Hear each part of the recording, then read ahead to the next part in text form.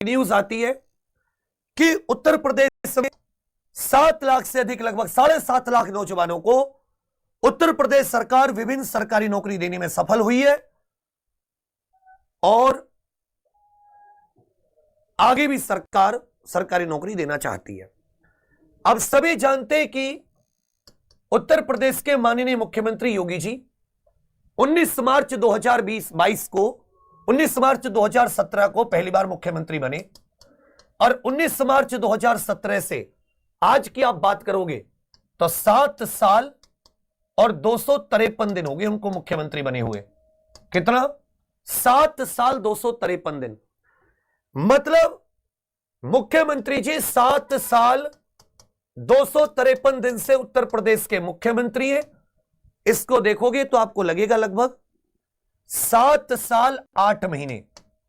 7 साल 8 महीने, 4 महीने बाद कितने महीने हो जाएंगे? पूरे 8 साल हो जाएंगे। और कितनी नौकरी दी गई? 7 लाख प्लस सरकारी नौकरी दी गई। कितनी नौकरी? 7 लाख प्लस सरकारी नौकरी। 7 लाख प्लस सरकारी नौकरी दी गई। तो प्रति वर्ष का एवरेज कितना आ रहा है? लगभग हर साल लगभग कितनी नौकरियों का औसत आ रहा है?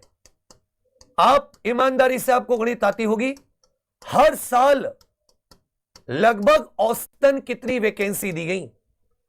यदि इस आंकड़े पर गौर करते हो और इस आंकड़े को सत्य मानते हो तो आपको पता चलेगा कि सरकार ने हर साल 1 लाख प्लस नौकरी दी है। 2017 से लेकर 18-19-20, 18-19-20, 21-22, 2023 और ये 2024 निकलने वाली है। इन सालों में सरकार ने कितनी नौकरियां दी हैं? सरकार के अनुसार प्रति साल 1 लाख। सरकारी आंकड़े हो सकते हैं सही हो, हम उस पर नहीं जाएंगे, लेकिन तुम्हारे अंदर से एक आवाज जरूर आएगी कि यार ये कब हुआ। कुछ वैकेंसी बड़ी बड़ी आई, 41,520, 49,568, 60,244, या शिक्षक भर्ती, इन सबको भी काउंट कर लें, छोटी छोटी और कई सारी काउंट कर लें तो भी आंकड़ा बहुत मुश्किल है पहुंच पाए। चलो फिर भी मान लेते हैं, क्योंकि तुम्हारा मन इस पर क्यों नहीं मान रहा? तुम्हारा मन इस सच्चाई को क्यों स्वीकार नहीं कर रहा? क्योंकि तुम्हें पता है कि 2020 के 21 के बाद से तो ना तो कोई कैलेंडर आता है, ना ही कोई एग्जाम की डेट निर्भर है। कब एग्जाम होंगे, कब कैलेंडर होगा, कब ज्वाइनिंग मिलेगी, किसी को कुछ पता नहीं है। तो तुम लोग हो सकता है इस बात को ठुकरा दे, हो सकता है इस बात को तुम लोग ठुकरा दे। लेकिन अगर मान लो ऐसा हो कि उत्तर प्रदेश में हर साल आपको दिसंबर के अंदर पता चल जाए कि 1 जनवरी 2025 से लेकर और 31 दिसंबर 2025 तक सरकार के अलग अलग डिपार्टमेंट, अलग अलग विभाग, अलग अलग डिपार्टमेंट के द्वारा, अलग अलग भर्ती बोर्ड के द्वारा, आयोग के द्वारा, मैं कह रहा हूं 1 लाख प्रति वर्ष सरकार ना निकाले। अगर आपको 50,000 वैकेंसी का भी पता चल गया, आपको पता हो कि कब वैकेंसी आएगी, कब फॉर्म भरे जाएंगे, मैं कहता हूं ना पता हो एग्जैक्ट डेट, लगभग पता हो कि भाई इस महीने, जैसे रेलवे ने जनवरी में अपना कैलेंडर दे दिया, दिया या नहीं दिया, यस या नो करके बताइए। रेलवे ने जनवरी में अपना कैलेंडर दे दिया। रेलवे जो कभी कैलेंडर नहीं देती थी, बच्चों को पता तो है कि भाई अब अप्रैल मई जून में हमारा एनटीपीसी का है, अब हमारा आरपीएफ है, अब हमारा पेपर है, और साथ ही आप देखोगे कि भर्ती भी पूरी हो जाएगी। तो यदि तुम्हारे पास एग्जाम डेट्स हो, तुम्हारे पास पता हो कि भर्ती तब तक पूरी हो जाएगी, तब तक, जैसा कि हाल ही में राजस्थान ने दिया, दिसंबर 2000 तुमसे पूछते हैं कि बता भाई तेरी कब होगा, कब एग्जाम होगा, कब तेरी वैकेंसी होगी, कब तुझे ज्वाइनिंग मिलेगी, लेकिन तुम कभी भी किसी चीज को नहीं बता पाते। एक एग्जाम में ना होने से बच्चे हताश हो जाते हैं, वो ये नहीं तय कर पाते कि आगे क्या करूं। उनके ना तो उनके पास ऐसी कोई ट्रेनिंग है कि कोई प्राइवेट में ऐसी जॉब मिल जाए, फिर मिलेगी गार्ड की जॉब या जोमेटो, स्विगी, फ्लिपकार्ट की जॉब, तो बच्चे हताश हो जाते हैं।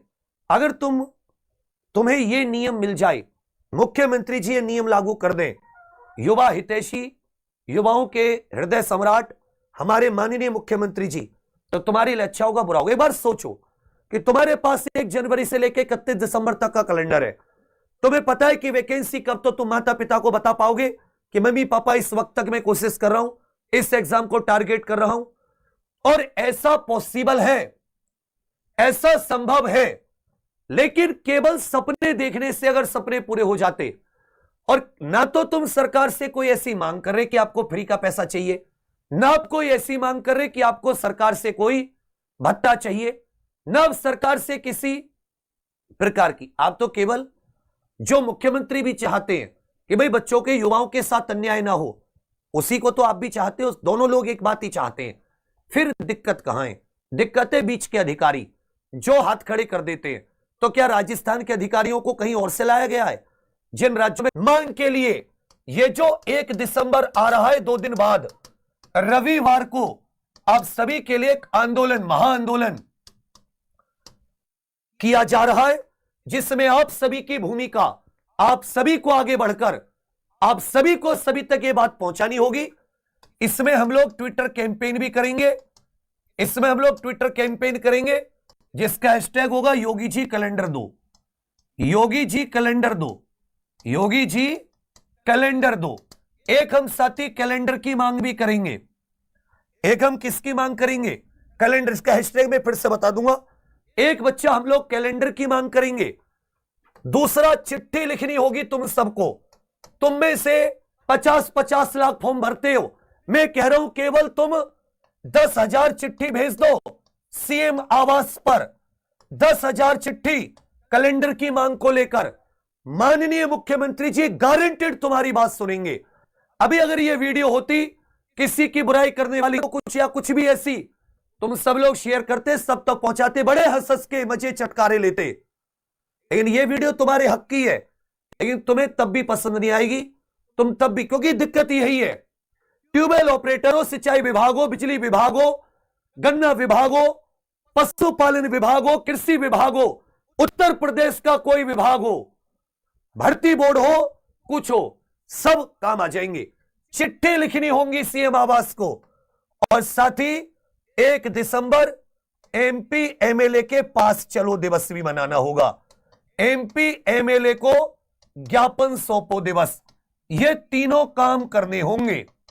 ज्ञापन सौंपो दिवस, आप सभी से मेरी दिली रिक्वेस्ट है, यदि उत्तर प्रदेश के 50 लाख स्टूडेंट्स जो नॉर्मली एग्जाम देते हैं, उनमें से 10,000 भी उस दिन सब लोग, और कुछ ज्यादा नहीं, एमपी एमएलए ऐसे नहीं कि बहुत ज्यादा दूर आपसे रहते हो, क्या आपके लिए आपको लगता है कि कोई और पक्ष विपक्ष सरकार कोई कुछ करेगी? क्या आपको लगता है कि आपके लिए कोई और है जो आपके लिए आवाज उठाएगा?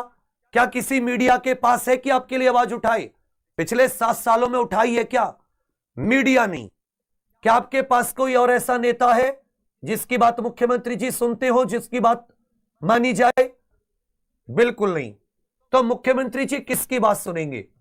अगर यह बात मुख्यमंत्री जी तक पहुंच गई कि प्रदेश के युवा परेशान हैं, प्रदेश के युवा दिक्कत में हैं, प्रदेश के युवा मुझसे कुछ चाह रहे हैं और मुझ तक अपील कर रहे हैं, क्योंकि मुख्यमंत्री जी तक मिलने का कोई और रास्ता नहीं है, आम आदमी उनसे मिल नहीं सकता।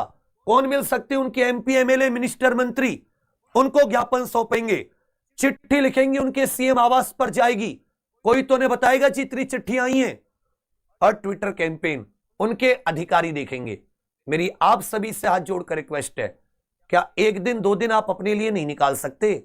ना तो इसमें कोई धरना प्रदर्शन करना, ना इसमें कोई आपको किसी प्रकार का अभद्र व्यवहार करना, इसमें किसी पर किसी प्रकार की कोई मुसीबत